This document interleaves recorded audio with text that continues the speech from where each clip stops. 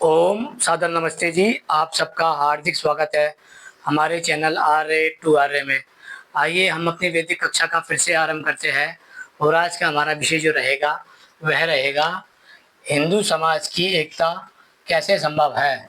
जब हम हिंदू समाज की एकता के विषय में बात करते हैं तो हमें समझ आता है कि जो ये हिंदू समाज है ये भारत में लगभग लगभग 4 से 5 हज़ार वर्ष से अखंडित है, यानी कि वह टूटा हुआ है। चाहे वह स्वर्ण और दलित की मानसिकता पे हो, चाहे वह ब्राह्मण और गैर ब्राह्मण की मानसिकता पर हो, चाहे वह अनेक किसी नाम पर हो, चाहे भारत में जैन के नाम पे, बौद्ध के नाम पे, सिखों के नाम पे या लिंगायतों के नाम पर अनेक अनेक संप्रदाय बनते चले गए। भारत में रविदासिया, कबीरपंथ, दादूपंथी और आर्य समाज जैसे भी संगठन हिंदू समाज से अलग होते चले गए। आखिर क्या कारण है कि वह हिंदू समाज से धीरे धीरे अलग हो जाते हैं। आइए उस पर विचार करते हैं और उसका समाधान खोजते हैं। सबसे पहले प्रश्न को समझ लेते हैं हम कि हिंदू समाज की एकता कैसे संभव है। तो इस पर सीधा सा उत्तर है, जब उनके असामाजिक स्थलों को नष्ट किया जाएगा तभी हिंदू समाज को एक कर किया जा सकता है। फिर से समझ लीजिए, हिंदू समाज की एकता कैसे संभव है। जब उनके असामाजिक स्थलों को नष्ट किया जाएगा तभी हिंदू समाज की एकता संभव है। जैसे मठ, मंदिर, तीर्थ, आश्रम, अखाड़े, पंडाल और पौराणिक गुरुकुल, ये जो 7 स्थान आपको दिखाई दे रहे हैं जिसमें मठ, मंदिर, तीर्थ, आश्रम, अखाड़े, पंडाल और पौराणिक गुरुकुल है, ये साथ के साथ वह स्थान है जिस पर हिंदू समाज का सामाजिक अधिकार नहीं है, क्योंकि यहाँ पर केवल और केवल एक जातीय विशेष का अधिकार होने से यह सारे स्थान जातीय संगठनों के स्थल कहलाते हैं। इसलिए इन्हें असामाजिक स्थल कहा जा सकता है। चाहे वह मठ हो, मंदिर हो, तीर्थ हो, आश्रम हो, अखाड़े हो, पंडाल हो और पौराणिक गुरुकुल हो, क्योंकि इन सातों पर पूर्ण रूप से पूरे हिंदू समाज का कोई अधिकार नहीं है। यहाँ पर कुछ विशेष जातियों का ही अधिकार है। जिस जातियों का ही अधिकार होने से ये सब जातीय सामाजिक नहीं कहला सकते, क्योंकि जातीय स्थलों को जातीय स्थल कहा जाता है और सामाजिक स्थलों को सामाजिक स्थल कहा जाता है। इसलिए भारत में जो ये हिंदू समाज जातियों में बटा हुआ है, इसका मुख्य कारण है मठ, मंदिर, तीर्थ, आश्रम, अखाड़े, पंडाल और पौराणिक गुरुकुल, जो हिंदू समाज को मुख्य 5 जातियों में विभाजित करते हैं, बांटते हैं। क्योंकि मठों से, मंदिरों से, तीर्थों से, आश्रमों से, अखाड़ों से, पंडालों से और पौराणिक गुरुकुलों से भारतीय हिंदू समाज को आज से हजारों वर्ष पहले ही ब्राह्मण जाति, क्षत्रिय जाति, वैश्य जाति, दलित जाति और अछूत जाति में विभाजित कर दिया गया था।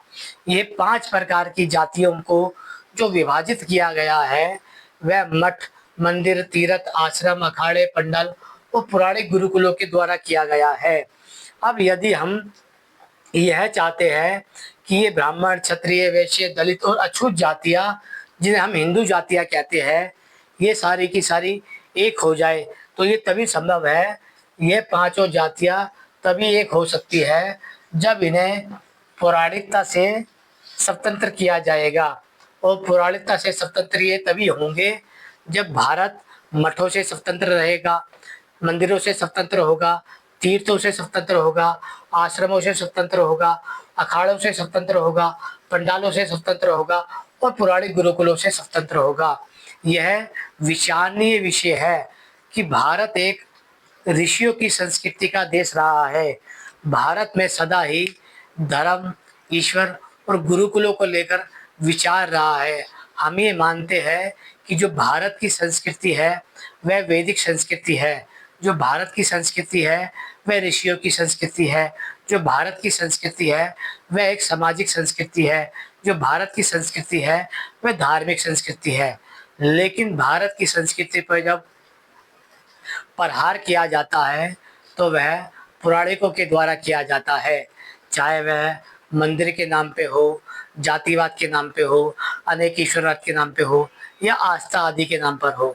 इसलिए जब हम कहते हैं कि हिंदू समाज की एकता कैसे संभव है, तो हिंदू समाज की एकता तभी संभव है जब उनके असामाजिक स्थलों को नष्ट किया जाएगा। जैसे मठों को नष्ट किया जाएगा, मंदिरों को नष्ट किया जाएगा, तीर्थों को नष्ट किया जाएगा, आश्रमों को नष्ट किया जाएगा, अखाड़ों को नष्ट किया जाएगा, पंडालों को नष्ट किया जाएगा और पौराणिक गुरुकुलों को नष्ट किया जाएगा। क्योंकि ये जो हिंदू समाज है वह उनको 5 जातियों में बांटता है। यहीं से पुराने ब्राह्मण समाज को जो बांटता है, ब्राह्मण जाति के नाम पे, क्षत्रिय जाति के नाम पे, वैश्य जाति के नाम पे, दलित जाति के नाम पे और अछूत जाति के नाम पर बांटता है। अब यदि हम चाहते हैं कि हिंदुओं की ये पांचों जातियां एक हो जाए, तो हमें इन पांचों जातियों को तभी एक किया जा सकता है जब यह पौराणिकता से स्वतंत्र हो सकते हैं। और यह पौराणिकता से तभी स्वतंत्र होंगे जब भारत देश मठ, मंदिर, तीर्थ, आश्रम, अखाड़े, पंडाल और पौराणिक गुरुकुलों से आज़ाद होगा। आशा करता हूँ ये छोटा सा विषय आपको सरलता से समझ आ गया होगा। हिंदू समाज तभी एक हो सकता है जब हिंदू समाज को मठ, मंदिर, तीर्थ, आश्रम, अखाड़े, पंडाल और पौराणिक गुरुकुलों से आज़ाद किया जाए। चाहे इसके लिए कानून का सहारा लेना पड़े, समाज का सहारा लेना पड़े, संगठन का सहारा लेना पड़े, लेकिन हिंदू समाज को तभी एक किया जा सकता है जब वह पौराणिकता के घोर जातिवाद से बाहर निकलेगा। आशा करता हूँ विषय समझ आ गया होगा। समझ आया है तो लाइक कीजिएगा। ओम नमस्ते।